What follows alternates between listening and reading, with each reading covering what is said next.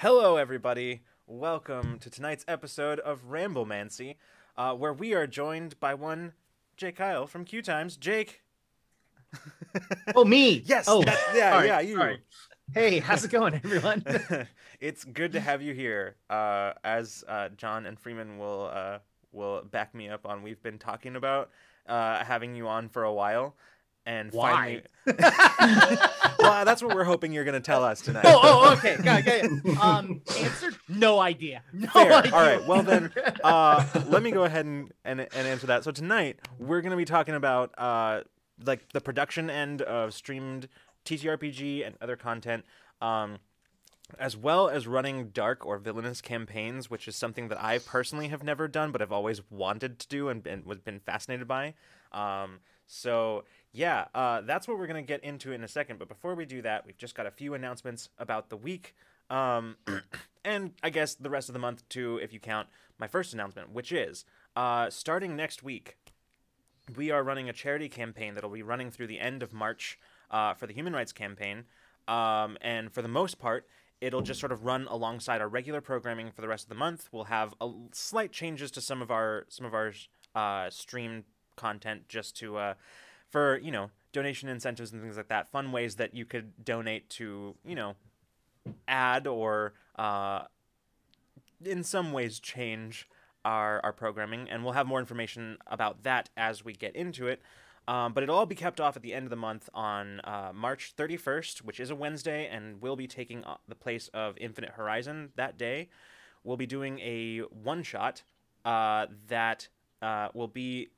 It's going to be running the system Mall Kids, designed by Matthew Gravlin, and it's going to be set in the Infinite Horizon universe. So space kids and space malls, basically. It'll be a lot of fun, very chaotic, I hope. Knowing us, it probably will be. And yeah, it'll be a whole lot of fun. So keep an eye out on our socials and Discord and stuff like that for more information as that comes up. Caitlin did the art for Mall Kids, didn't she? Or Caitlin some did of do it? them. Yeah. Okay, cool. I was like, this looks really familiar. Yeah. Just I have mine somewhere within arm's reach, but I don't know where it went. There it is. Thank you, John. Nice. Yeah. Yep. So, of course, this very show, Ramblemancy, we announced a couple weeks back that it is coming to YouTube. So a backlog, basically everything that we've done on Ramblemancy since going remote due to the pandemic, is going to end up on YouTube. We're uploading it in like 5 to 8 episode chunks every week until we're current, and then it'll just join our regular lineup of shows being released to YouTube with one per week. The latest batch has a whole bunch of fun topics like perspectives in media and TTRPGs. We talked about video gaming with Brita Donnan, and there were other ones in there too. I think, was that? No, that's next week. This upcoming batch, we have Alpha Dean from Cypher Unlimited, and I literally just did these yesterday, and I'm totally blanking on everything I did yesterday. one of the ones that we uploaded this last week was the one about like how formative media has shaped us, and right. that was such a fun episode of Ramblemancy. So yeah, if you are like me and you enjoy, on your mornings, during your morning rituals, making coffee, breakfast, whatever, listening to other people talk about things, may I recommend Ramblemancy on YouTube. This very show. I think that's most of what we've got going on right now, and the rest we'll save for the end of the episode. For now, John, what do you got for us? So I actually do have a question. Oh my god, I thought I was gonna catch you with that one. You almost got me. I thought I was gonna get you with that one.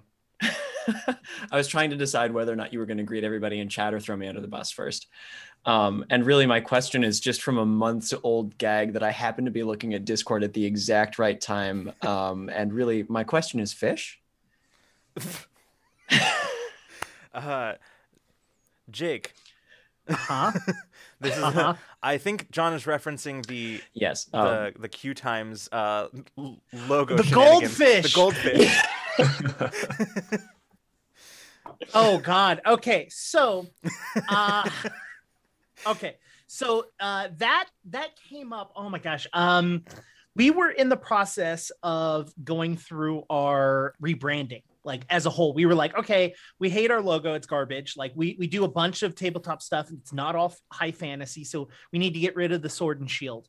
And so I was like, let's figure out something to go with. And so we started looking at new logos, and I was like, I was trying to see if the logo would fit on our Discord and show up on Discord, and like make sure it was centered, because it's really weird because it is a circle and our logo isn't, and we're just like, okay, we need to make sure it's like the right spot. And so we put it up there, and people started noticing it. And so it's me. I'm people. I was. But yeah. So people like, oh, new logo or new image, and we're like, no, ignore that. And then like, I don't remember why, but I was just like, they're like, oh, I've got the memory of a goldfish, I'll forget about it.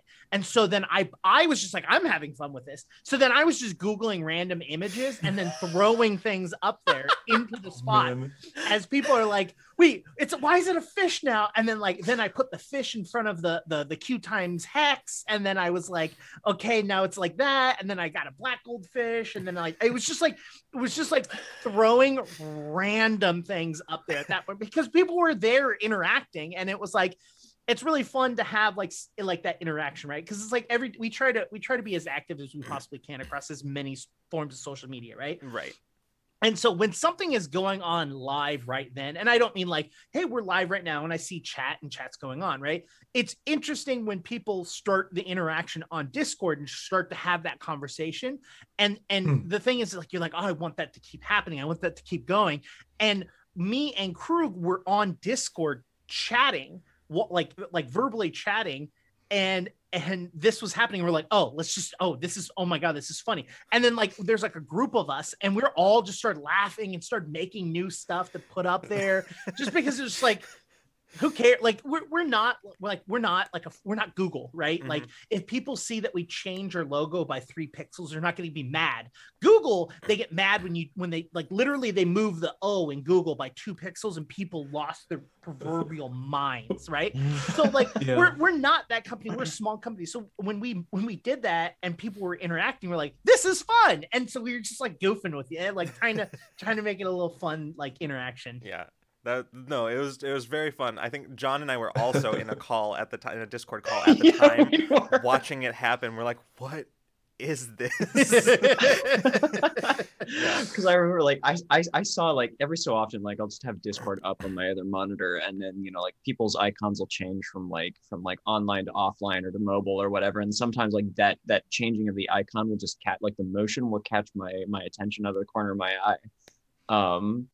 And like I thought I had seen something, and I figured it was just that. And then like a minute later, Lucas was like, "What is going on?" Like the first time I saw it, I watched it happen, but I thought it was one of those literally like I blinked and it was different, and I was like, "Wait, did I just? Is it though? Am I hallucinating?" And then okay. So funny enough, okay, like as like a tabletop like streaming place, like our goal is to get as many people to like recognize us, and so we spend a lot of time and effort trying to like cultivate tweets and cultivate like communication and create this thing. And as this last week has shown me, the last couple of weeks have shown me, the things that managed to get the most attention are just random things that I was like, nah, let's do it. Yep. Like, like we have had 2 tweets that have gone out in the last couple of weeks that were not meant to be like a wild, crazy thing. Mm-hmm. And both of them are like, okay, I have to mute notifications on this because I can't do this anymore. I won't get anything else done because it just keeps going. Mm-hmm. And it's just like, neither one of those things were things that I like tried to figure out, or like, I was like, okay, this is definitely good. Same with the goldfish. I wasn't expecting that. I was expecting 0 people to notice the logo change, and then it was just like, oh, I noticed. I was like, all right, let's run with it. Let's just go. Let's figure Yeah. People are interacting. Go. Yeah. That's excellent. Before we get too much further, I do want to very quickly say Mr. Fizzer and Nico and Gemini Lightning, thank you so much for the subs and for the resubs. John, you too. That's a big number next month. It's a big number, 22 months. And Nico has been here for 19 months. And Mr. Fizzer, congrats. It's good to have you still after 2 months. Excellent. I also want to take a moment to acknowledge I sort of forgot that I'd done this already. Like I said earlier, bit of a long kind of wild day. But I do want to take a moment to acknowledge Gemini Lightning, who now has a mod sword, having volunteered to help us during our charity event. Thank you so much, Gemini, for volunteering to help us out. It really means a lot. So, yeah. I also want to point out, Laura MCM says, when engagement is happen, carpe diem and carpe carp. Carpe diem. Yeah. Yes. Very important. Right. So before we got on and started streaming, we were talking about Facebook. Mm-hmm. And one of the tweets that we posted actually came from Facebook, because the only reason I still have a Facebook is because my mom will not move to any other form of social media whatsoever and doesn't text. So the only way I can talk to my mom without getting on the phone, and as a millennial, I can't stand talking on the phone. Right. Understandable. I have to keep a Facebook to speak to her. So I'm on Facebook and I'm on the Pathfinder 2nd edition like group. Mm-hmm. And someone had posted a page list of all of their requirements for their players as a GM. And I read it and I was very like, Right. This is dumb. Why would anyone ever do this? And so I was like, I'm gonna throw it over to Twitter and see what they say. And I was not prepared. That was discourse TM. Like, there was a lot of people had a lot of opinions about that. That was, and they were opposite. I was expecting most people to just shit on it, to be completely honest with you. Like, I was really expecting most people to be like, oh my God, that's so rude. Why would and then it was like, oh, I like this. Oh, I'm gonna steal this. I was like, no. Yeah, and I'm not gonna lie. My initial reaction to that was like, I'm not sure how I feel about this. It was a very like, and then I started seeing people like weighing in with like their different ideas, and I'm like, okay, there's some actually really good points being made here about like the positive aspects of this, and then pointing out the things that like, definitely that's not, doesn't do it for me. But one of the takes that I saw that was really interesting was somebody saying like, listen, if you read this and you said, if somebody handed this to you and you read it and you said, I don't want to play this game, then the document did its job. And I think that's I think probably the best take out of everything that I saw on that. And I was like, yes, absolutely. And with honorable mention to the thing that somebody said about, or a lot of people said, where like, it's great if you have that as like talking points for like a session 0, but not as like a replacement for, the like actually having those conversations. Well, here's the fun thing, and to put that post into more context, that is something that the GM is giving to his players after 2 years of GMing them. This is not a session 0. What? What? Okay. All right. Okay. That's very strange. That I will agree with. Like that's weird. And look, I think having a document that you want to present to your players is a great idea, especially if it's new players or if it's like people that you've never played with. Like some things of like, hey, these are things that I'm looking for. But there's a very big difference between hard speech and soft speech, and this was very much a hard speech. And so it doesn't lead to communication, which I find is very, very important on a table, especially when you can be talking about topics that some people may be uncomfortable with, you know what I mean? And so the thing is like, I think it is very important that you open up with soft speech. You open up with, hey, these are things that I'm looking for into with my players.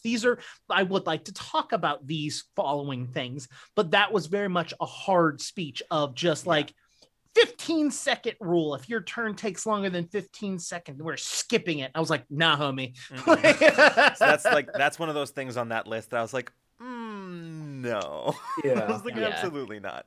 It's I like never heard about that, man. it's like one of those things where like I'm less opposed ideologically to that sort of thing if we're talking about like a con setting where you're like running 6 of these games today and they're all 3 hours each. And it's just like, all right, this is how it's going to be, folks. Like, Yeah.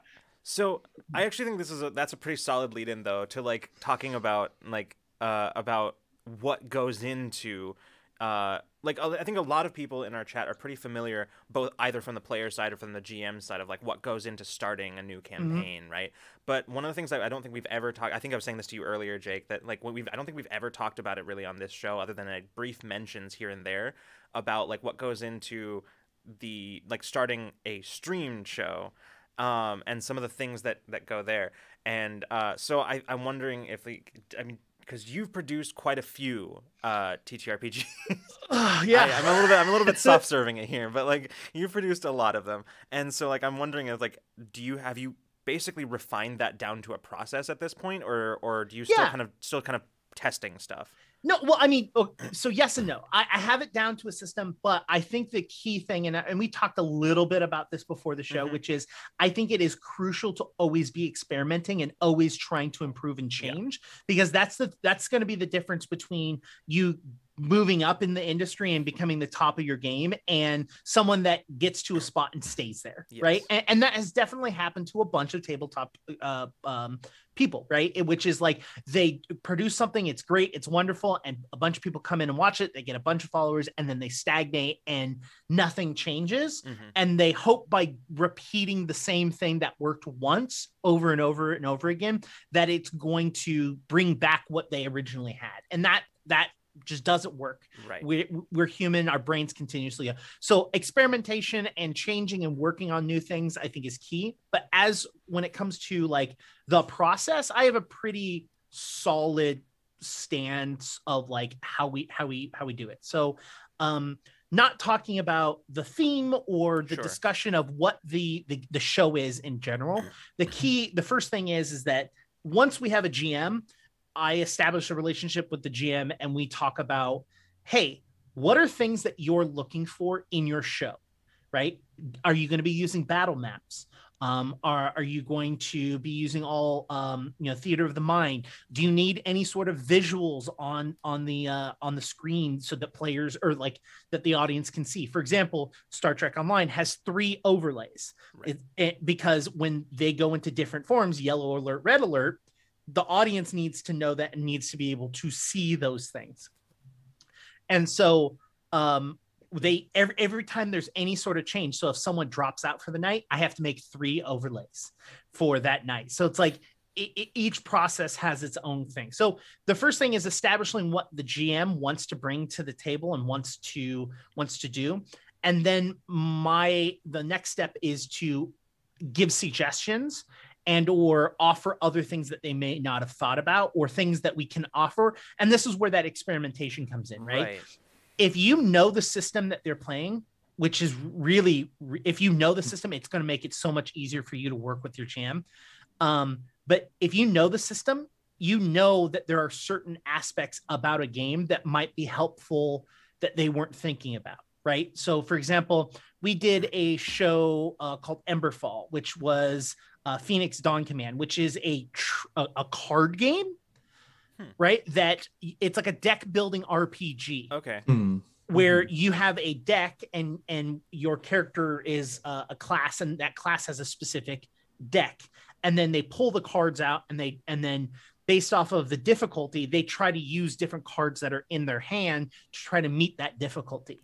So as you level up and you get better, you get more cards, and the cards may be helpful, but they also may be like, oh, I've got 2 cards that have a value, but they're like tricks or other things and they don't work. So that one was very difficult because we went into it going, okay, clearly we need to show these cards to the audience, because we're doing this remote. Originally, when we started scripting this out, this was live. Like we were going to do it in person. And then it was like, okay, we're going to need to show these cards. And it was like, how are we going to do that? And so it became a conversation of what's the bare minimum and what's the ideal thing.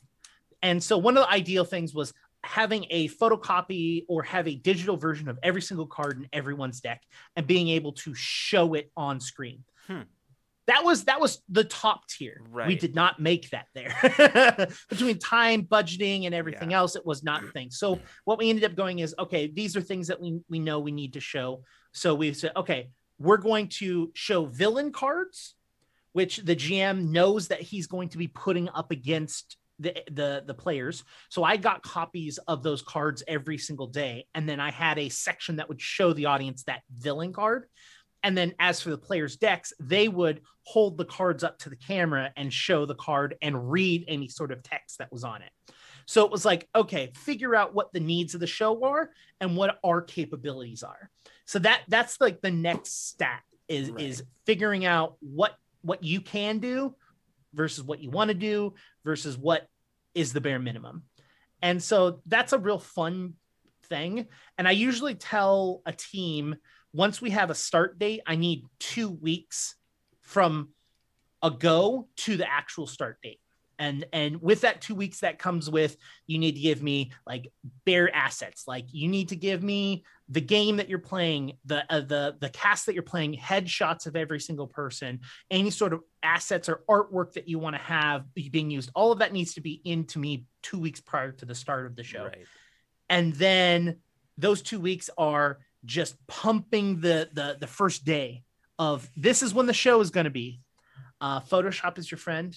All right, let me rephrase that. Photoshop, Adobe is an evil, evil demon that will charge every single penny out of you until you're a husk of a person. So use GIMP or other things if you don't have the budget. But editing and working in Photoshop and working and building all of that is really, really crucial.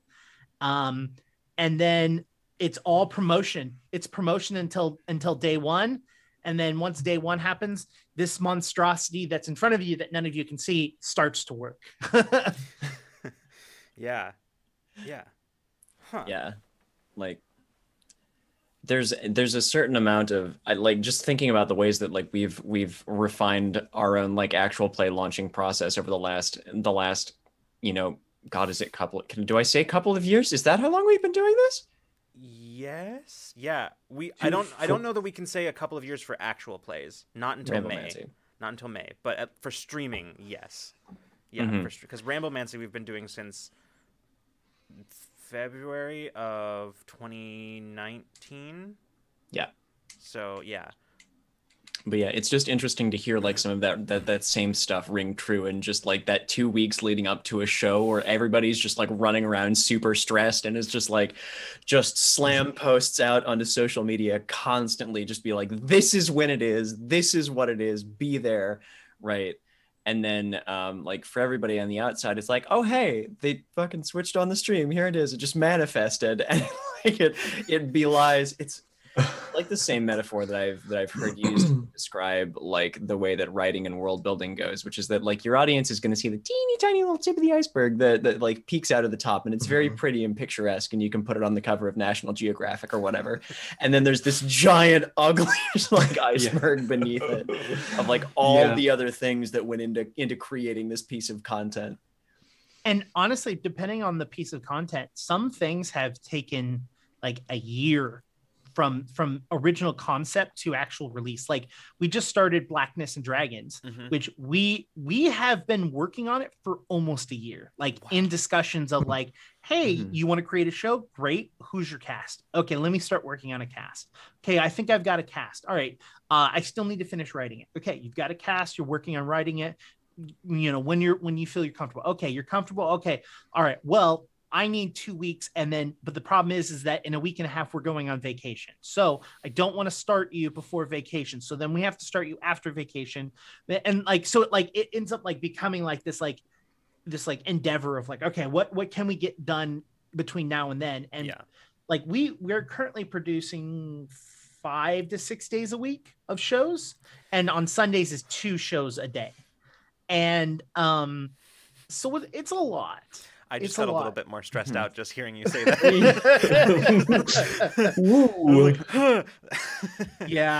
No, and so it's a lot of work. It's a lot. Yeah, there's a lot of shows. And so the thing is like time management and lack of sleep are really important. So like you cannot come here onto our show, Jake, and attack me like this. What is sleep? Yeah, no, it's I have had to like set alarms for myself to like, hey, go to bed. Mm-hmm. Like it's bad. But yeah, lack of sleep and just time management is really important, because I also have a full-time job during the day. So it's like, getting a full-time job, coming home, using the time that while I'm producing a show to also start working on the next show, because it's like once a show is live, there's not much I can do, right? Like other than watch it, make sure it's stable, interact with chat, like, but at the end of the day, if I can sit there and start working on art assets for the next show, then that's going to be more useful of my time than going, haha, didn't you like that part in chat? Because like chat's going to interact and have their conversation. I might pop in and say something here and there, but like I work and I use the time that I have to start working on the next project, or not working on the next thing that I know that needs to get done. So it's a lot of overlapping of projects. Yeah. Huh. I'm thinking about this, right? And I'm like, because thinking back to like this past year, and like with us, we did, it was a bad choice on our part. Granted, I will say we were not aware we were doing it when we were doing it, but we launched 4 actual plays last year.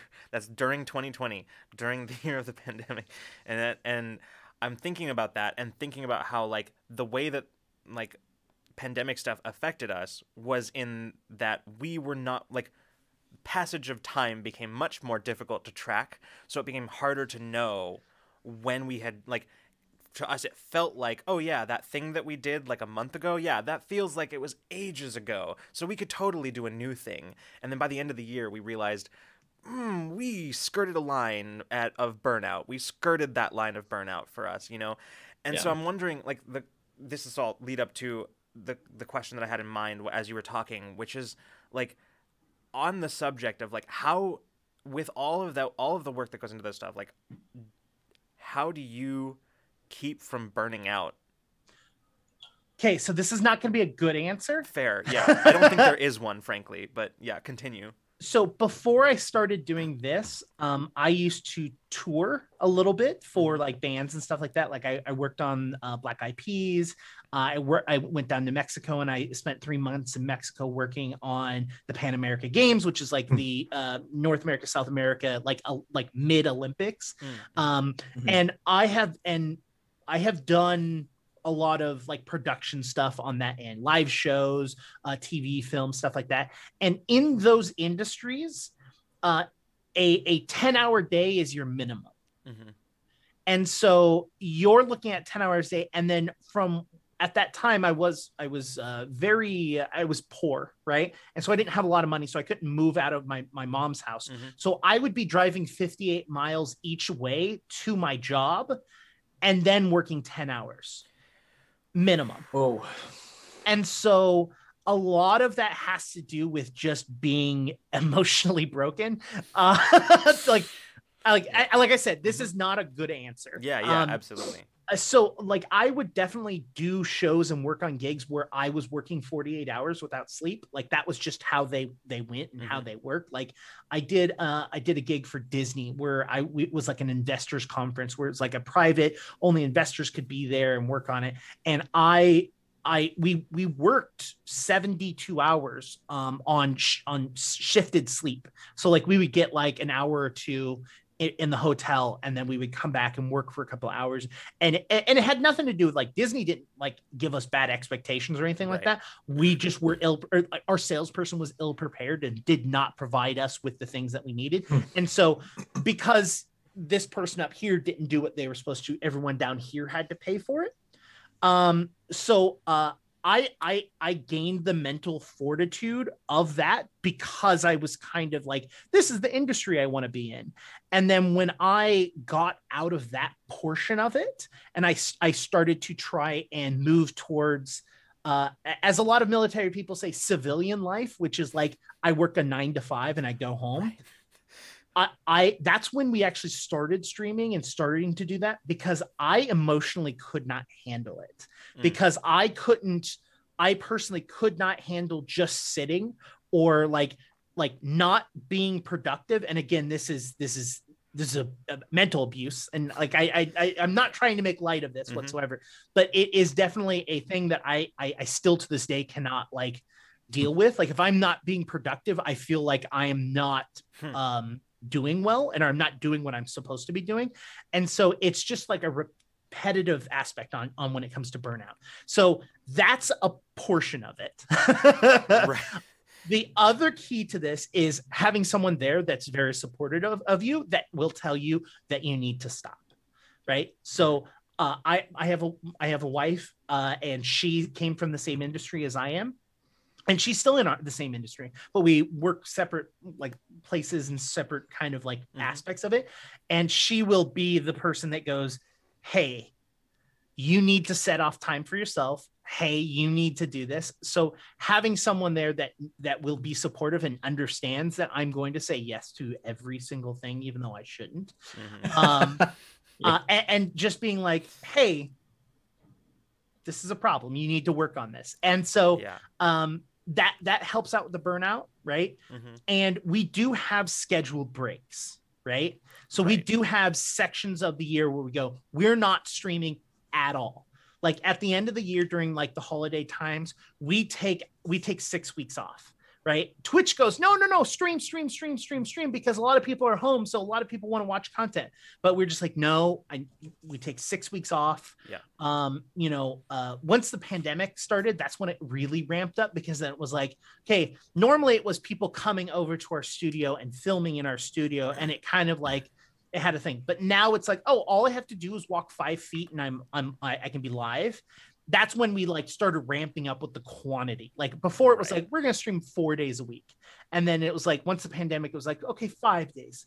Okay, 6 days. Okay, no, we're going to do 7 days a week. Oh, now we're going to do 7 days a week, but we're going to do 2 shows, like one right after another. Oh, we're going to do like, for a while we had 3 shows on Sundays. And it was just like, it was just, and so it has definitely, we're like working at like paring things back, and then like working on other projects, like the project that I have coming up next, which is I'm doing a cyberpunk show, but it's going to be 3 sessions of me and players, and we're filming our stuff. And then after, it's not going to be live. And then I'm going to take all of that footage, and then I'm going to edit that footage into 1 hour shows. So instead of 3 3-hour shows, it's gonna be 9 1-hour episodes.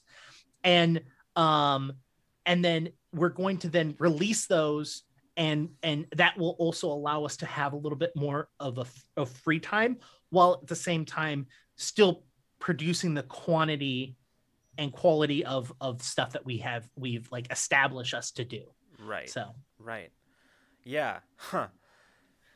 I know that was not the answer you were expecting. I wasn't expecting any answer in particular. Like I truly like this was not an attempt to get like a, so what's your secret to avoid burning out? Like that wasn't the, I was just curious, because like cocaine. No.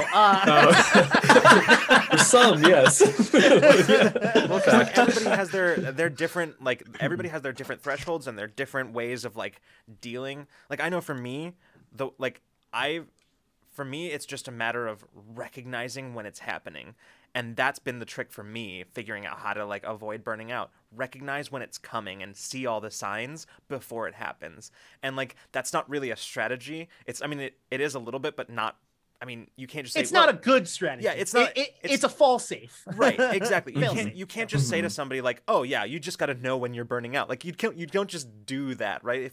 If you're already in danger of burning out, chances are it's because you don't know that you're doing it. You know, nobody burns out on purpose, at least. Well, not only do most people not burn out on purpose, but most of the time people do burn out are in crucial moments, right? So going back to that Disney gig I was telling you about. we were on the tail end of our 72 hours, right? And the show hasn't even happened yet, right?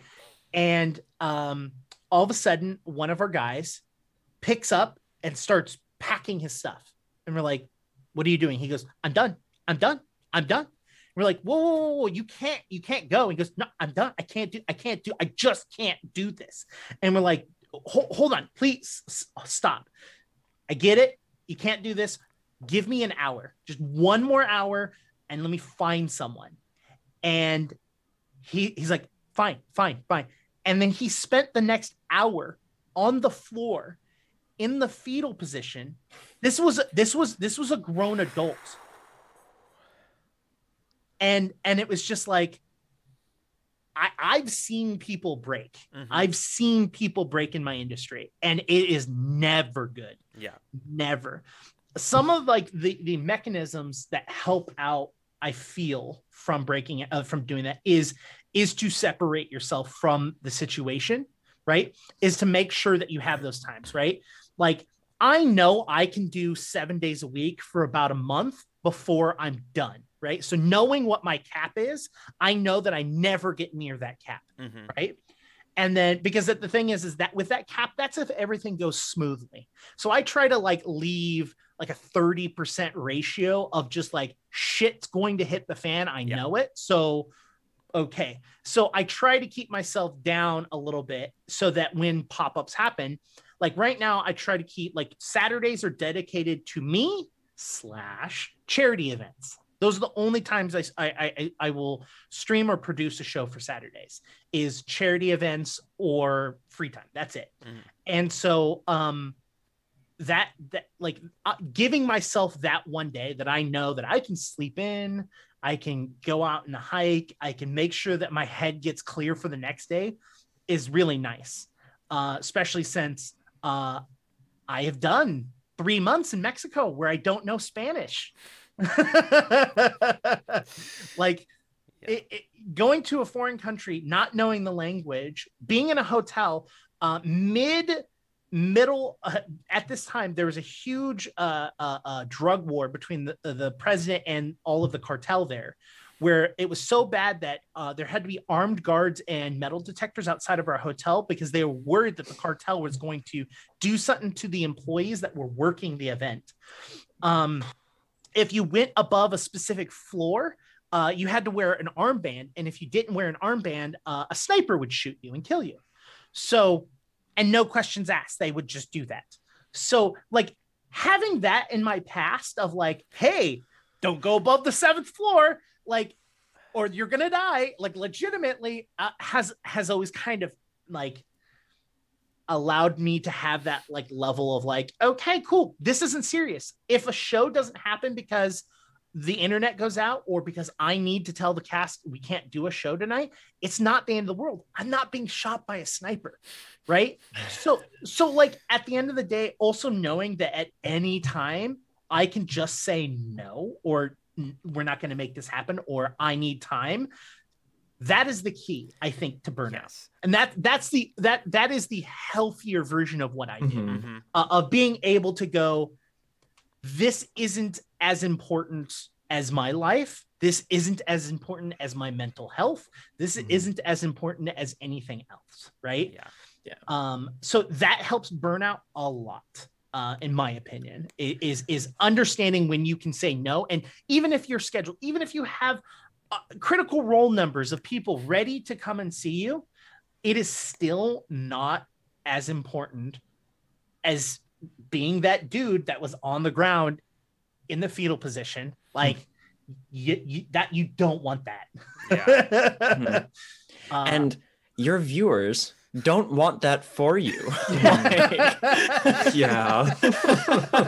No, that's so important though. Like, I'm glad you said that, because that is a thing that, like, I kind of take that for granted a little bit, right? Like, just like the ability to be like, oh yeah, no, we're not doing this today. Like, nobody's here, nobody's available to do this, nobody is mentally present here, and I kind of take that for granted. But I'm glad that you said that, because I probably would have just like skipped right over that. But that's super important, and I cannot tell you how much relief just being able to say, you know what, nah, is like, can bring to you. Granted, I learned this in college when it's probably not a good idea to do that kind of thing. But like truly, like for me, like my struggle with burnout and stuff like that was primarily in college, where I for 3 years was like operating without realizing that I was dealing with ADHD. I had no strategies, no information, no nothing to like I just knew like vaguely in the back of my mind something was wrong, right? But an important strategy for me, once I like did know and I had all this information available to me, an important strategy for me was just being able to say to myself, this isn't going to get done today, and that just has to be okay because there's no other option. And like sometimes you just got to do that. It's so freeing. It's incredible.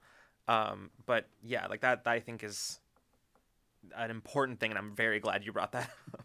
Yeah. I will say I don't talk about it very much, but I very much also have ADD or ADHD. But the way that mine manifests is that when I go to work on something, I will go to fix a thing, and then I will see that another thing is broken in the process of fixing that thing, so I have to then fix that thing, and then like it ends. And recognizing that is like very key, because I will, and this happens at my day job, this happens everywhere, where I will start going down that process. I will go to step 2, step 3, and then I have to go, no, what is my main task? What do I need to get done? Yes, the drawer needs WD-40. Yes, I understand that. But is that going to make it closer to me doing the thing that I need to do? No. Let me do the thing I need to do. Write it. Like I have a little book, and sometimes it works, sometimes it doesn't. Depends on how my brain wants to work that day. But I will be like, okay, I will just write that down, and I'll come back to it later. Sometimes I do. Sometimes I won't. And then I'm like, why didn't I put WD-40 in this damn drawer? So I mean, that's very much how my brain does things. Yeah. And I will have like 15 tabs open of like things that I need to do. Okay, I need to edit this video on YouTube. I need to monetize this video on YouTube. I need to make sure that the title is done over here. Oh, and this is being put on podcast, so I need to make sure that I pull the title and the description from the YouTube and put that in the title and description over here. And I'll have a bunch of these things, and I'm like, I need to focus on what one I want to get done first. And it's like recognizing that I know that this is a problem of mine and saying, no, one at a time. Cool. Task 1 done. Task 2. And then once I like reset myself and like remind myself that it's not important that I do all of them at the exact same time, but that I get them done at all. And then it becomes like ooh, I got a piece of candy. I got that one done. Ooh, piece of candy. And then like, I'll have all of them done. And I'm like, wow, that feels really good. That feels really good that I managed to get that done. Yeah. You just described today for me. You just described what my day was like today. I could see Lucas there the whole time, by the way, just like looking over at me and then shaking his head, because like the tab hoarding thing is a thing that I absolutely do. Like they just build up over time. It stresses me out. I'm being so good right now. I only have like 7 open. I think I have 1, 2, 3, 4, 5, 6, 7. I have 7 as well. I have 7 tabs open right now. I try not to have a lot of tabs open because like it gets lost. But what I'll do is I will go to the home page of YouTube and I'm like, I know I want to watch that. I know I want to watch that. And I know I want to watch that. So I'll have 3 YouTube tabs open immediately. And then it's like, so I've got 3 YouTube tabs. I've got the chat for this open. Paizo just announced a new app for tracking combat. So I was like, I want to read up on that. And then I don't remember what show it was. I think it was Total Party Chill. One of the players is talking about a new social media called Pixel Fed. So I've got that up since Monday, because I was like, I want to look into this. I still haven't. So I'm like, that is a reminder that I need to do this thing. Oh yeah, no, I have an interview with Molly Ostertag up in one of my tabs that I meant to read like a week ago that I still haven't read, that I'm going to like, that I will read, but like it's just sitting there. Yeah. See, for me, what we were talking before about how like ADHD manifests. For me, it's one of those things where like for me it manifests in the sense that if something is calling there are certain things that will like just call my attention and will just be there. And to most people, it's an innocuous thing, but for me, it's like an emergency light blaring. Mhm. It's why I don't like notifications. Like, I hate notifications on my phone because I have to check them. Yep. I need them to go away, because if they're gone, if they're still there, I am gonna be thinking about them, and I'm not gonna be thinking about what I'm doing. And the worst part about that is, like, I'll just swipe things that I know I need to do, but I just don't want to deal with it. It's terrible. It's why sometimes I don't get back to people very quickly, because I'll like swipe it out of the way just to make the notification go, and then forget that it happened. And then forget it's there. I will respond to you No. instantaneously or 6 hours later, and there is no in between. Yeah. So here's a fun little thing.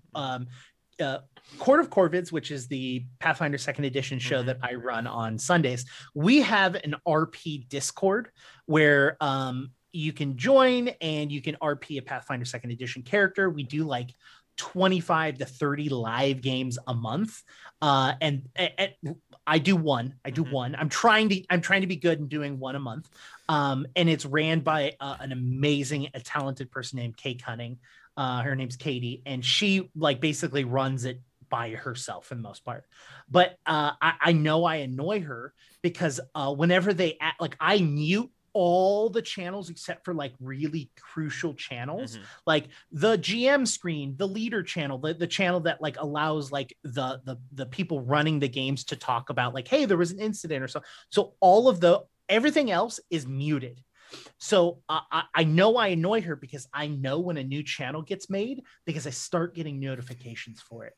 And I'm just like, why are there new channels? What's going on? Why do what was the need for this channel? Why do we have this channel? Can we get rid of some of the old channels?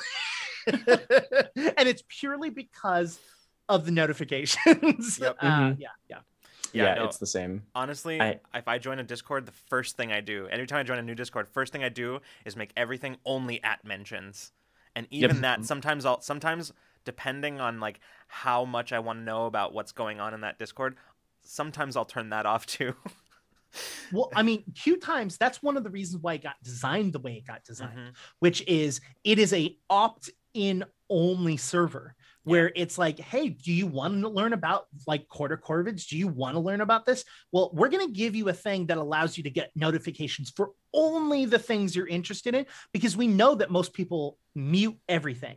So it's like, I would much rather go sign up for the things that you want to get notifications for versus having to go through, because then what ends up happening is like, I've got 25 Discords at least on my thing, and I don't go to 10 of them. Like I go to maybe 4 of them regularly, and it's just like I don't go to them because I just muted everything, and then I just like forget that they exist. Because the way Discord works is like, we want to ping you with everything, and it's like no, like only ping me with like just the things I care about.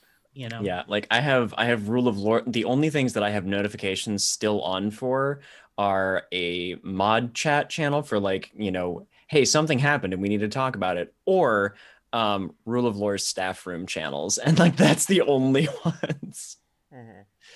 That's the only ones that I still have notifications on for, because that's like, that'll be stuff like, you know, hey, I'm gonna be out all of today. Can somebody tweet about Ramblemancy? You know, like that kind of stuff. Like, Sorry, Freeman, what were you saying? I don't even know. My brain's racing. But I was going to say is like, I haven't figured out how to, or not figured out, I haven't even made time to like turn off the notifications. So I still get notifications from everywhere, and I have no context usually for what it is. So I'm just like, what? And then I start thinking about it. I'm like, what is going on here? They're like, wait, I'm not even, no context. Okay. You are living in some version of hell that I don't fully understand. So that's hell for me. I don't really. I'm gonna see to it soon, but yeah.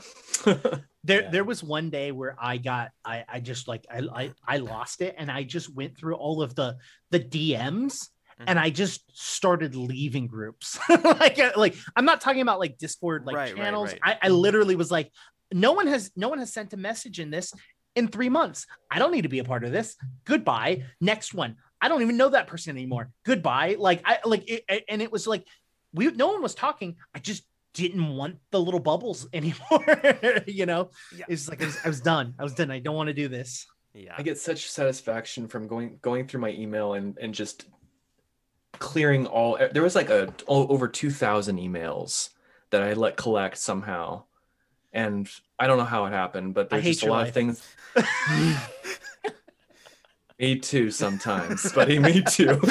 But like, it was way too many. It was just for like some of it was spam. Some of it was just like, I was like, what did I subscribe to? Like, I don't even remember that catalog or like that like survival whatever outdoors thing. So like I had like the most satisfaction just deleting like in chunks, of course. And then when I finally hit that last one, it was just all clear. So you'll all love this. So a while back when we first started the process of looking at getting a new logo, we went to, because and my opinion is like, if I'm not good at something, I'm going to pay someone that's better at this to do it for me. Yeah. So I went and I looked online and I found a website that looked okay, looked legit. And I asked people about it. It seemed like a good deal. Sent them over, got in contact with them, started working with them. Sent over first batch of logos. They were god awful. They were terrible. And their thing was, hey, we'll send you logos. If you don't like them, you can get a full refund. And so I looked at them and I said, these are really bad. I was like, and I told them, I was like, hey, I'm not interested. I want a refund. Then they said, hey, give us one more chance. Just give us one more chance. Let's do a couple more batches and let's see if you like any of those. Because the way that they do them is they pay a bunch of contractors to just write them. And then they take them all and then submit them to you. So they did a second batch of those and they were also equally as god awful. Some of them were wayward. Actually, one of them was just a stolen logo from another website. Yeah. And so I said, hey, this was the second batch. I don't like any of them. These are really bad. That one was stolen. Just send me my refund. And they said, well, because you asked for modifications, we can't do that. I said, what do you mean? Oh, well, you asked for a second batch. I said, no. You asked if you could do a second one. And I said, no. And then you begged for me. And I said, yes. Oh, well, that's considered. And I said, you know what? They're like, oh, we can give you half of a refund. I was like, at this point, I'm fine. Just give me whatever. I just don't want to be working with you anymore. Reason I tell that story is because they turned around and took my cell phone number and sold it. Whoa, what? So I get between 10 to 15 ad text messages a day. Oh my God. Jesus Christ. Yeah.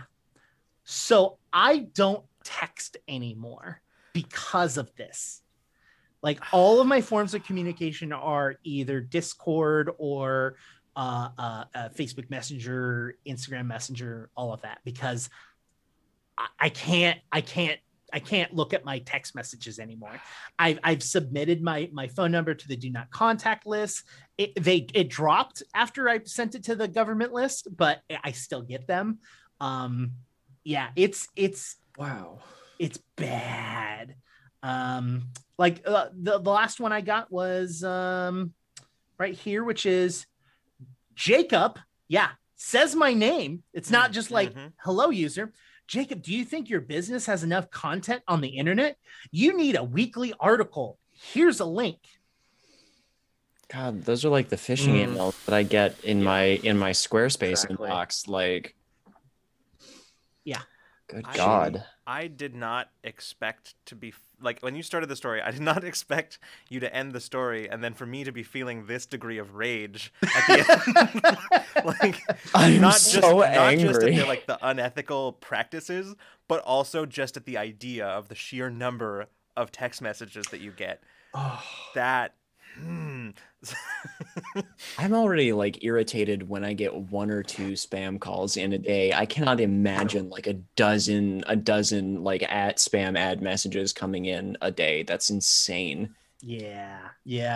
The last text I got, there's no effort here. It's garbage. There's a link that's just a jarbled bunch of like numbers and letters. Like someone just like got angry at the keyboard. That's the link. and then more garbage. I'm just Good. like, Yes. you didn't even effort. You didn't even effort with me, bro. One that has my first and last name. Become a famous author by compiling your ideas at this link. That sounds well. legit. Yeah, no, as somebody who works as an editor, yeah, I think that you should click that link. I get at least 2 to 3 a day that are about me becoming an author and how I could just hire a ghostwriter to write my stuff. Yeah, I'm not even kidding. Yikes. Mr. Fizzer says, keep an eye out for any links that require blood sacrifice. Those ones are legit. Yeah, those are the ones that you want because you know that they're serious about what they do. Mm-hmm. So, okay, I'm gonna pull us back. Sure. I have got us into a bad place, which is we're talking about things that enrage us. So okay, so let's talk about something that makes us that we're here. So the last thing we talked about was like the pre-production of Sure. Right. So once we go into physical production and actual like show itself, it's kind of cookie cutter no matter what the show is across the board. I have a Stream Deck. Everything is programmed on the Stream Deck. And I have 2 computers. So I have my main computer, which is what I'm using now. And then I have a computer that is dedicated to streaming. And that's all it ever does. It's connected to the internet to stream. And then the only thing else it's connected to is a hard drive that is like a 5 terabyte hard drive that I use to keep assets on, right? And so like there is bare minimum things on that computer. It's only dedicated to streaming. And then I use Google Meet because I really love the closed caption that it uses. Yes. Mm-hmm. It is phenomenal, and it continues to get better as time goes on because Google is Google, and they have a lot of money and they spend it on that. So I really like that. Most of our shows don't use like the full capabilities of what it can use, but there are some really great things about it that I really like. And so that's one of the main reasons we use that. We also because we have a website, we have our email, we also already have the Google Suite, so it's free. Like it's a part of that, so we just use that. Mm-hmm. The other thing that allows us to do this, the reason I use that is because we use overlays that have each person in a different spot. And with Zoom or what are some of the others, Skype or whatever, it's all based off of when people came into the chat, right? So what ends up happening is when people come in, you have to then go, okay, this person's here, and you have to move them around in OBS or Streamlabs. With this, what I do is I actually have a different Google Chrome window opened where I've re-logged into that same meeting multiple times. And then I pin one person to each of that. Oh, okay. Yeah. So if someone drops for whatever reason, because we have some people that don't have the best internet, or they accidentally hit the wrong button and they leave, instead of mid-show having to then shuffle because the order changed, all I do is I hit a button on Stream Deck that makes that layer invisible. And then when they come back, I repin them and then I bring them back up, and it doesn't affect anyone else whatsoever. And that's the main reason why I use Google. Mind you, to make that one very insignificant thing work, I have to do like 15 other things to make that work, because Google Chrome, if you have multiple tabs open, you're getting audio from each one of those tabs. So I had to install a Chrome plugin that allowed me to mute each tab individually. So then I just have one tab that has audio coming from it and all the rest are muted. If I don't do that, some of you will know this because you'll hear a lot of echo. Yeah, so that one behind the curtain. Yeah, that you'll literally, like, there'll be some shows that are like, seems like we're getting an echo, and I'm just like fixing it. Yeah. Oh man. That's and so and then once, like, we use Google Chrome because the closed caption, because I've got a little bit more play into that. Mind you, the max video output someone can send is 720p. which isn't crazy, but you have to remember your max image that you're streaming to Twitch is 1080p. And if you've got 5 people, a GM and 4 players, each person is going to be lower res than 720p because of just the amount of pixels that your little box is taking up. So having that 720p and being able to downscale it gives you a little bit more detail, allows each person to look a little bit better when it comes to your image. And then once the show's going, it's just like autoplay. That's why I use that time to work on the next project. Right. The new thing that I'm trying to make sure that we kind of move forward in and start doing as like a standard is to add motion or add some sort of movement within the overlay itself. Instead of having a static overlay, adding that little bit of, even if it's a small little flicker of flame in the background, it shouldn't be like overly like massive. Like it shouldn't be something that distracts you from the show, but it should still be something that, allows some sort of movement. So even in still moments of the show, if you're watching it, like there are, like we have very dramatic shows like Clear Skies. There are moments where people are just having that silence that is really important, like that bated breath, right? And some people are like, oh shit, did the stream stop? Having that motion that's going allows people to go like, okay, this is supposed to happen. This is what's going on. It also allows a little bit more flair to happen so that when people are looking on Twitch, they're not seeing a static image of people in boxes. They're seeing some sort of overall thing in it. It might be the thing that grabs someone new's attention. So that's kind of like the direction that we're trying to go and trying to add that as a piece for each of our shows. That's awesome. I actually never thought about that aspect of like animated overlays, right? The fact that like it allows you to have those still moments without anybody wondering like, oh, did it disconnect? Did something happen? I never even considered that, but that's really cool.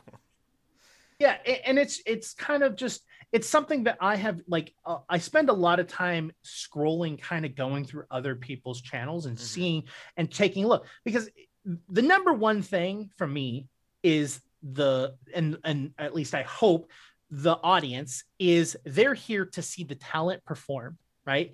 We are all here providing them a service. They're not here to see the overlay. They're not here to see like a weird image that you found off of Google Images and you decided to put as the background, right? Because that's not interesting. So like, I know that when I go from stream to stream and I see that the people show this big and then there's a lot of blank space in the background, I'm like, I'm losing out on the one key thing that I really love about the show, which is the performance that these people are giving. So I always try to make their images as large as you possibly can to kind of, you have negative space to separate them, but they're the focus. They're the thing that we want to see. They're the thing we want to pay attention to.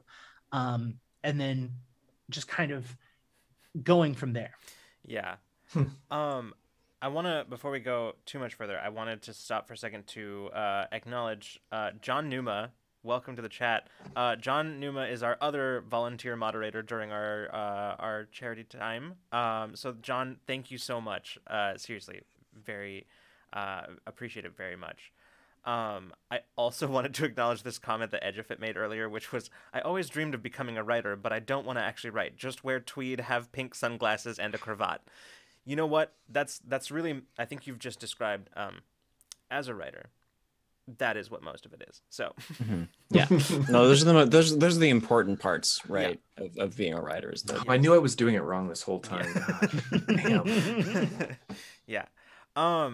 So I wanna get in a little bit to like, God, there's so much of like the production side of things that like I'm just like really into discussing. I do want to make sure that at some point we do have enough time to talk a little bit about like the other topic that we kind of had on this a little bit, which was like the dark campaigns and things like that.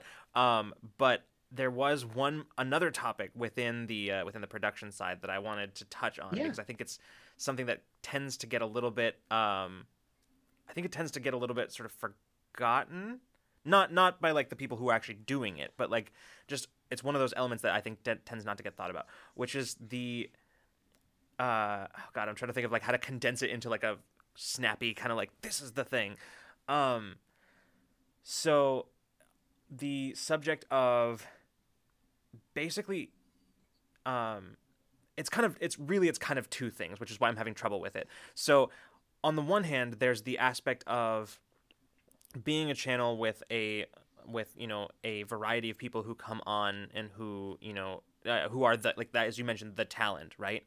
And having those people on, on some level there's a difficulty with the way that with the way that Twitch kind of works, which is that channels tend to be built around like a core, like one person or like a core set of people, right? And that kind of thing. And then that topic kind of got me thinking about just the networking aspect of this, which I realize now are two totally separate topics, each of which could have their own kind of thing. But I don't think they're two separate things, but I see your comment. So I will tell you from my personal experience, and this is, again, I'm giving you answers you don't want, which is Twitch does not give a fuck about us. Like, in all seriousness, Twitch does not care about tabletop RPGs or having groups or having multiple groups or having any of that. They do not care at all.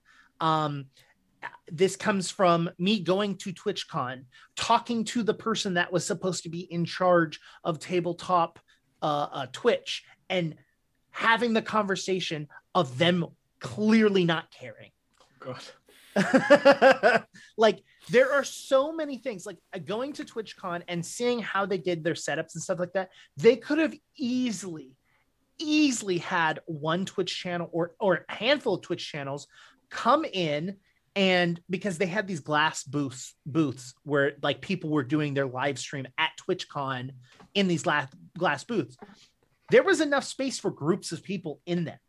They could have very easily done a tabletop RPG being played on TwitchCon's floor. But instead, they put a room that was far off on a second floor in a corner right next to the bathroom, literally the furthest place that you could have put people. They put a board game room. And that was the only tabletop that they had whatsoever as representation. And then you go into that room, and it was just like, oh, you want to play a game? Yeah, here's and like, it's not bad. It wasn't a bad thing, but it was just like, they had big names in the industry come in and run tabletop RPGs. Like, they had Meg Turney come and run a tabletop game. Right. And they had a couple people that were developers of tabletop games. They were there. By a couple, I mean like indie games, which is not a bad thing. I think indie games are really fucking important. But like, it wasn't like they promoted it or like was saying, hey, we've got developer of blah, blah, blah here, and we're going to, no, none of that. You had to know a guy that knew about that room. And it was very clear to me that Twitch does not care. And as a channel that has had the repeated denial of partnership over and over and over and over again, it is very clear that they have a set of rules that they want you to do. And when you accomplish them, you still have another group of secret rules that they will then evaluate and determine whether or not you meet those secret rules without telling you. And so that's really hard. And I've expressed this to Twitch. I have met with people and I have said, this is a problem. Like, the fact is that like, you have channels, you have places like YouTube where they say, if you meet these thresholds, instantly we will send you the paperwork and you're done. But with Twitch, they say, hey, meet these thresholds and then submit, and then we'll evaluate whether or not we want to be partners with you or not. And it's like, and that's really difficult for a tabletop channel, because we want to highlight as many different groups and many different people as we possibly can. Yeah. Like, and the thing is that if we focused 100% of our attention to all we're going to do is become partner, that means we would stream less, and we would stream with a small group of people that would stream over and over and over again. And that's it. We wouldn't allow for new people to come in. We wouldn't open the like, we have built a platform, and I as a channel don't give a shit about my partnership, because I would much rather use my platform to highlight new content creators or content creators that want to make a name for themselves versus making sure I become partner. Yeah. So that is my stance when it comes to my relationship with Twitch and tabletop. There has been multiple conversations that we've had about moving some of our shows to YouTube, because at least with YouTube, there is just like, here's the rules. Here's what you need to do. Once you do that, you're 100% good. You can do whatever you want. And they have mechanisms within their system that allow for new viewers to find you. Twitch is very much a platform where it is you build an audience and bring your audience to us, versus YouTube, which is we have an audience and we're going to bring that audience to people we think that they might like. And that's that is very much the difference between those two platforms. And so there has been a lot of discussion and talk amongst ourselves of like, does it make sense for some of our shows to move over there? Like some of our shows are deeply set in Twitch and we won't move them, right? But there are some of our shows that we want to continue to produce that aren't hitting the numbers that Twitch wants. And we're like, well, we don't want to stop producing those shows because they're not hitting Twitch's numbers, because we think that they're important or good. Maybe we bring that to a channel that does want to see our content, that does want to help promote that content. So that's kind of my relationship with Twitch. As for connections and talking and discussing with people, I would say the key thing is that we're all in this together. As much as we're competing against each other, we're all still trying to do the same thing. And it's a very small pool of us. And that means that we're going to have people that stream both on Rule of Lore and both on QueueTimes. And that can't be a thing that's going to make you upset. You can't be a channel that's like, well, they streamed with us first and they're people. They're trying to make their name. They're trying to streaming with as many platforms as they possibly can is crucial, because not only, especially if you build that good relationship with them, which is to me the important part, right? Like they come and stream on QueueTimes. It's not about, oh, well, I'm getting the stream on QueueTimes. Oh, I'm so lucky. It's, hey, thank you for coming and working with us. Like, how can I make this experience better for you? What is a better way to do it? Because at the end of the day, do you know what happens? Every Sunday when Caitlin is on Power Play, you know what she brings up? She brings up Rule of Lore. Yeah. So you know what? Like, it doesn't make sense for us to have a bad relationship when we're going to promote each other. And this is actually, I think, the meat of the conversation that I wanted to get into. Like, exactly this, because that's one of the things that I like about like what we do, right? Is that that's sort of, everybody kind of understands that that's kind of a baked in part of the process. Like, everybody kind of understands that. And if they don't, they tend not to last that long, or they correct, you know? Yeah. They either correct or they tend not to last that long. Because the thing is, when people come into this, specifically like because I don't fully know how like any other part of Twitch works, but at least within the tabletop sphere, I know that when you come in with the idea that you're going to like, oh, you're going to outcompete everybody and you're going to be cutthroat and whatever, you're going to get edged out. People are not going to want to work with you because that's just not the way it works, you know? And I think that that's such an important part. Like, for me personally, that's a huge appeal of the like tabletop side of Twitch, a huge appeal of that, you know? So let me further like push what you're saying by giving you an anecdote of a story that actually happened. So we had been creating YouTube content originally, and that was 100% of what we were doing. We started with a show called, Strange Tales from Outer Space, which was a show about WildStar, which was an MMO. That's how QueueTimes started. I'm not even joking. And it was a podcast, and people were like, oh, it'd be really great if you streamed it so we can like interact with you. So we started streaming it, and then, but our key was podcasting, and then the game went down, and then we started going, okay, well, we need to create more content because I really like doing this. So we started new shows, and then it was like, okay, we're going to focus all of our attention on YouTube. Twitch is just a thing that we do because, you know, it's a secondary thing. More platforms, the better. And we weren't planning on doing tabletop streams. Dave Walters and I are friends outside of the industry, and there were like some weird things that were happening, and basically it became a point where it was like, hey, Jake, I know you have all this film equipment, and I know you have all of this like lighting background and all this. can you be ready to stream in 2 weeks? And I was like, what?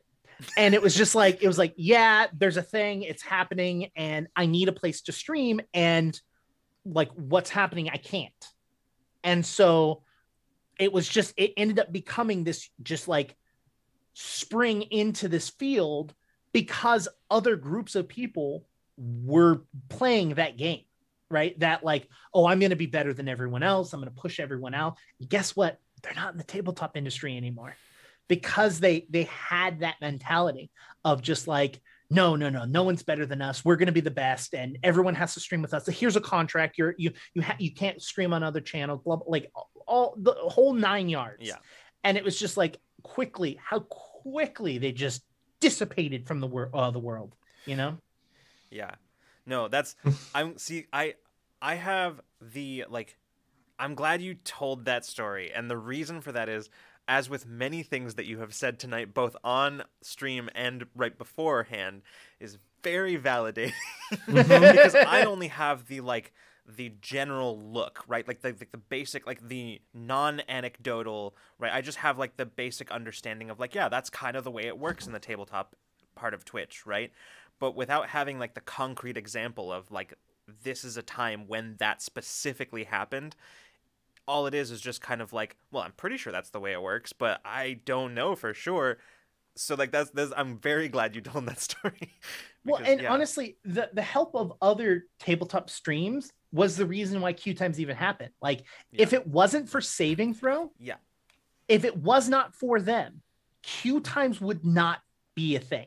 Like, they willingly accepted me to come into their studio, to take a look at their studio and pick their brain and ask them questions about streaming.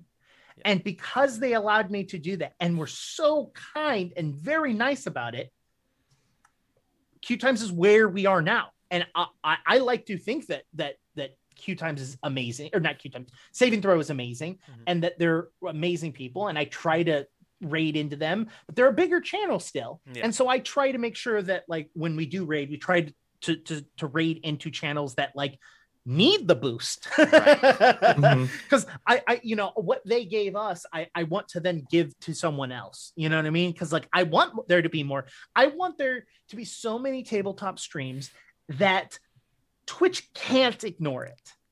Yeah.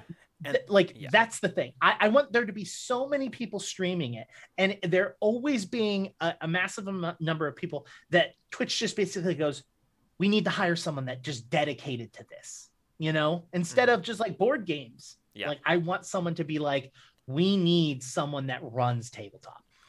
Yeah, no, absolutely. And I think that's so true and so important, right? Like that. And I think Murphy Pop Art said, actually, this is kind of where my thoughts were as well, which is one of the things I love the most about TTRPG streams is all the beautiful cross-pollination that happens. Good stuff supporting and creating new good stuff. And I think that's so true, because the thing is, by doing what we're doing, right, whether there is an audience for it or not, right, we're making an audience for that thing. Because that's, I talk about this all the time on this show and on in other places where, like, when I first heard about Twitch, I didn't know what it was. This is a little bit embarrassing, but I'm gonna out myself here, and I'm gonna say that when I first heard about Twitch, it was during like way back with like Twitch plays Pokemon, right? And at the time, I didn't know what Twitch was. I thought Twitch was a guy. I thought Twitch was a person. And I was like, what's the big deal? I don't understand. And then obviously, like, eventually I started understanding a little bit about what it was, but it wasn't until very recently that I like fully started understanding the potential in streaming, like what you could do with the live stream medium, but especially with tabletop RPGs. It wasn't until I saw yes, I'll admit it, and it wasn't until I saw Critical Role for the first time and I was like, ooh, that's cool, that's interesting. And because I would have, until I saw Critical Role for the first time, the idea that anybody, like, I love tabletop games, but the idea that anybody wanted to watch a tabletop RPG that they weren't directly involved in was alien to me. You know? Yeah, me too. And so, like, them, by doing what they were doing, and, you know, others around the same time who were and before who were doing that, essentially were making an audience. for this kind of content. And I think that's incredible. And if you approach what we're doing with that sort of competitive, like, no, it's going to be us mindset, then you're kind of shooting yourself in the foot, really. And that's so spoilers. If you watch Court of Corvids and you do not want spoilers, maybe like close your ears for like 5 minutes. Okay, we're gonna go 5, 4. I'm gonna do this. How's this? I'll do this and you can come back. Okay, great. 5, 4, 3, 2. Okay, so the next arc, I specifically wrote the next arc of Court of Corvids to bring guests on. So they have experimented and they've discovered this thing that has now randomly, sporadically created portals that pull people from time and space from all over the multiverse. And so what it's doing is I've created this storyline where our first guest is going to be Rick Rawls from Comedy of Terrors, which is an hour-long podcast. He's coming on and he is playing his character from Comedy of Terrors on Court of Corvids. Oh, I love and that. So he's coming on to play his character. So it is a good way for Court of Corvids audience to go, oh, I like this character, or I think this is interesting. Maybe I'll take a look at Comedy of Terrors. And then so this next arc, I've only gotten 3 guests lined up so far, but the plan is to get significantly more. But the plan is to bring these characters in to allow you to go, because Comedy of Terrors is a D&D podcast. So you're going to be getting it's a bard who's from a D&D world and coming into a world. And the key thing about it is because they're from this other universe, they don't have to know anything about our lore. So they can come in as a guest without being a person that watches the show. And so literally the next arc is all about figuring out how to solve this problem and figuring out how to get these people back to the worlds in which they came from. Wow. Okay. Wow. That's so cool. Yeah. Wow. So like that's the cross-pollination that I want. And I want QueueTimes to be the channel where people go, I love working with them. You know what I mean? Like, like I don't want it to just I feel that one of the things like Geek and Sundry was like the key, right? I feel like a lot of people pushed with Geek and Sundry. That was the start for a lot of people's Twitch geekdom, right? Yeah. And I love that. And I want people to eventually get to the point where they're like, oh, I'd love to work with Geek and Sundry. I'd love to work on Geek and Sundry, right? I'd love that same thing to be like, oh, I want to work with QueueTimes. But I also want, which is not something that I got very often, which is the people that have worked with Geek and Sundry or the people that have worked with QueueTimes can be like, oh my God, you would love it. And I can get you in contact with someone. We can make this happen.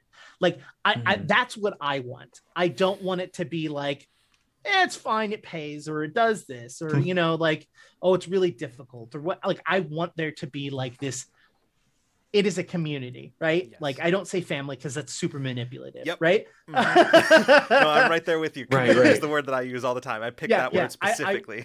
I want to create a community where it is a good relationship. And it's like, I've reached out this last week to a content creator who has never ran tabletop RPGs.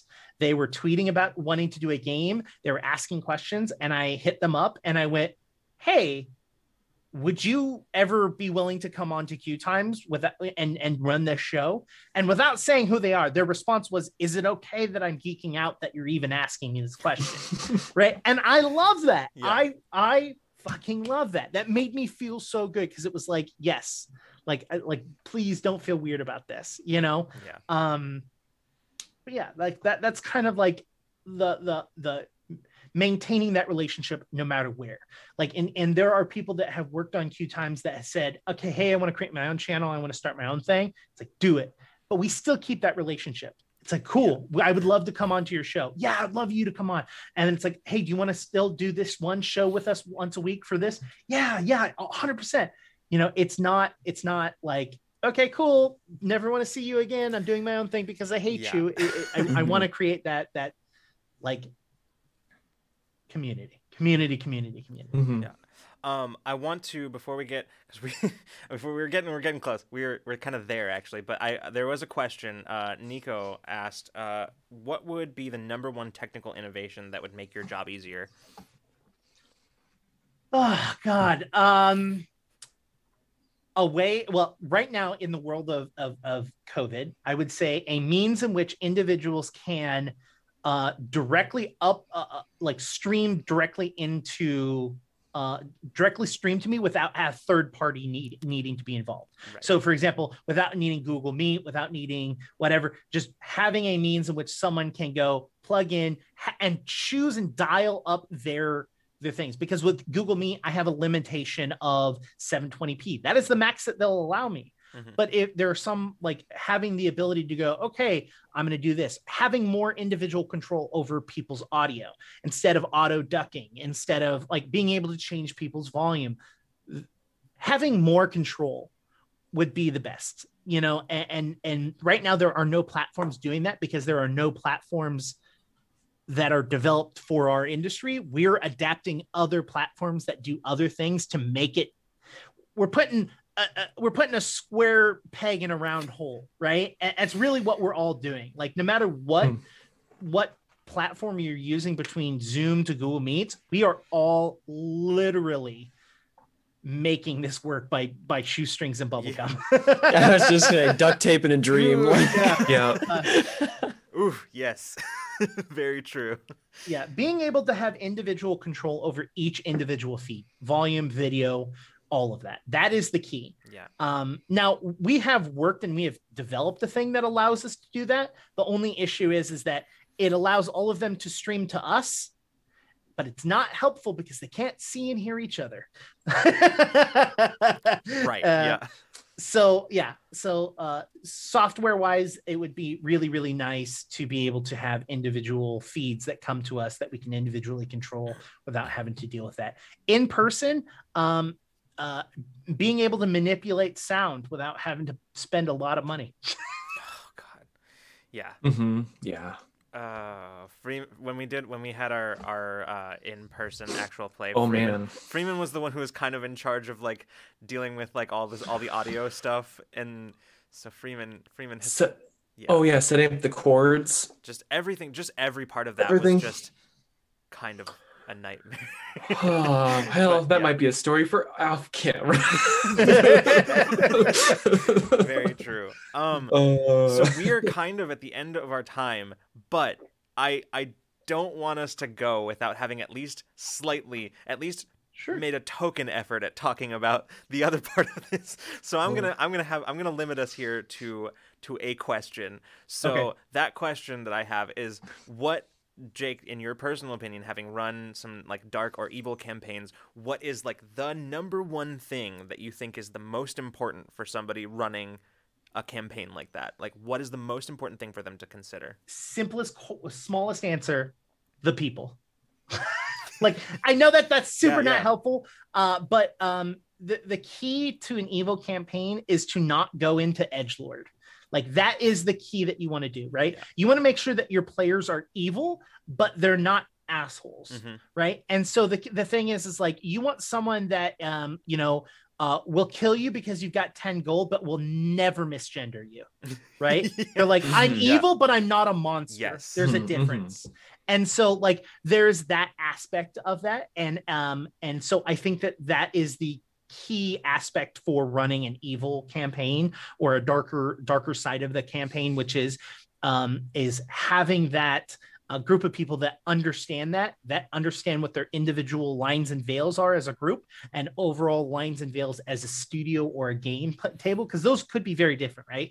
Like the individuals might be willing to go further, but the table as a whole maybe shouldn't like reach out to do specific things. Right. So the key thing for Parliament of Owls was I wanted to make sure that I had a core group of people that were willing to be evil, but be evil on their own reason, and weren't evil because someone was mean to them, right? Like you don't want to go into like the idolization of like, for example, like spree killers, stuff like that. Like you don't want to go into that aspect. You want to go into that these are evil people and you're allowed to like them, but understand that they're still evil. and that what they're doing is not acceptable, and making that a very clear aspect.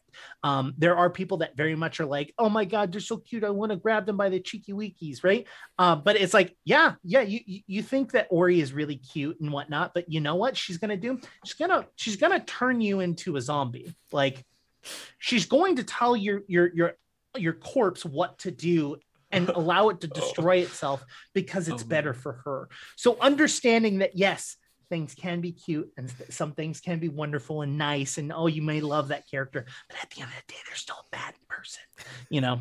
So that's the key for me. At least that's the core crux of it. Perfect. I think that is an excellent answer, and I think it's a great way. It's a great end to the stream for tonight. So to start off with, Jake, and I'll probably say this many more times before we actually end the stream, but like, thank you so much for coming and hanging out with us, for chatting with us. Dude, if you want me back, I'm down to do it again. I honestly feel like we're gonna have to have a part 2. Like, we're gonna have to. I mean, like, there's so much of this conversation, I think, that still can like happen, that like, for sure. I mean, we haven't even talked about post-production, right? Yeah. You know, we haven't talked about the fact is, once you're done streaming, what do you do? And the fact is like, there's a whole aspect of like how to deal with Twitch and YouTube as a content creator, and like the requirements, the minimums, how each platform idolizes and views different things. So yeah, absolutely. Like, there's so much. How we ever thought this was going to be a 1-episode topic, I don't know. You'd think we'd know better by now, being there's eyeballs deep in it, but you know. There's a dissertation to be written just on like Twitch's support of the TTRPG like streaming community. There's a whole ass dissertation to be written. Like, look, I'm ready to write an open letter to Twitch and just be like, fuck you. You know what? We all should. And in conclusion, fuck you, I'm right. All right. The thing that Lucas almost ended his senior paper. No, I didn't, but people tried to convince me to end it that way. Anyway, this is how rumors get started, okay? Like, anyway. Are you in college still? No. Then fucking who cares? It's a cool ass rumor. Build your legend, man. Build your legend. I love it. All right. Yeah. So, seriously, to end us off right here, just some reminders to everybody from stuff that I said at the beginning of the stream. Starting next week, we're going to be opening a charity campaign to the Human Rights Campaign. It's going to be running through the end of the month, where we're going to be capping it off with a special event, a one-shot game of Mall Kids set in the Infinite Horizon universe. Infinite Horizon being our Cypher System sci-fi superheroes actual play that John, Caitlin Bruder, and we wrote the setting for. We homebrewed it for our purposes. We're going to be setting another game there, set in an entirely different system, Mall Kids. So space teens and space malls. We'll have more information about all of those things for you as we get closer. And I see John just put the guide command into chat. So if you want a quick overview of what Infinite Horizon is, that's a great way to get a quick little snapshot. Of course, this very show, Ramblemancy, is coming to YouTube on Mondays. We're uploading our backlog in chunks, 5 to 8 episodes or so, and then until we're current, and then we'll just start uploading them weekly like we do the rest of our content. Just some reminders about our schedule this week. We will be back on Tuesday with our D&D 5th edition Waterdeep Dragon Heist actual play, In Too Deep. They're a fantastic crew who are always going to cause chaos, and it's wonderful to watch. Always. Like, sometimes, like, to the point where one day I tuned in towards the end of the episode, and they were fully off the rails. They were not even playing the game anymore. They were just talking about ADHD, which, you know what? As I saw somebody in chat say earlier, we are Legion.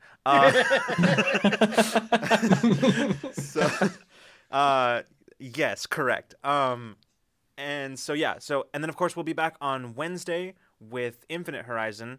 As I mentioned before, our sci-fi superheroes Cypher System game. Freeman and I are on that. Freeman plays a character, Mason Frey. I am the GM for that one. John writes content for it. So yeah, so that'll be on Wednesday. And then, of course, a week from today, on Friday, we'll be back. That's Friday the 19th, 7 p.m. Pacific time, for another episode of Ramblemancy, where our guest will be Justice Armand of Beetle and Grimm's, who will be here to talk with us about engaging with TTRPGs. So that'll be a really fun conversation to have. They're a great group, the Beatles and Grimm people. Yeah. They're a really nice group of people. Yeah. Everything I've heard about them and everything I've seen for myself interacting with them and just observed interaction, they just seem like they're just the nicest group of like TTRPG nerds that you'd ever want to meet. Like, so I'm very excited to have Justice on, because that he's somebody that I've for like a year I've just been wanting to like sit down and like talk with him about. Like, he's constantly got really fascinating ideas about TTRPGs and stuff like that on Twitter. So I'm excited to have him come and hang out with us and chat with us. So Jake, if you can go ahead and tell everyone where they can find you if they don't already know. If you want to find me personally, you can find me on Twitter at IndigoQT. If you want to find out all of the crazy constant things that we do as a whole, that'd be @_QueueTimes, because Twitter still hasn't released QueueTimes yet.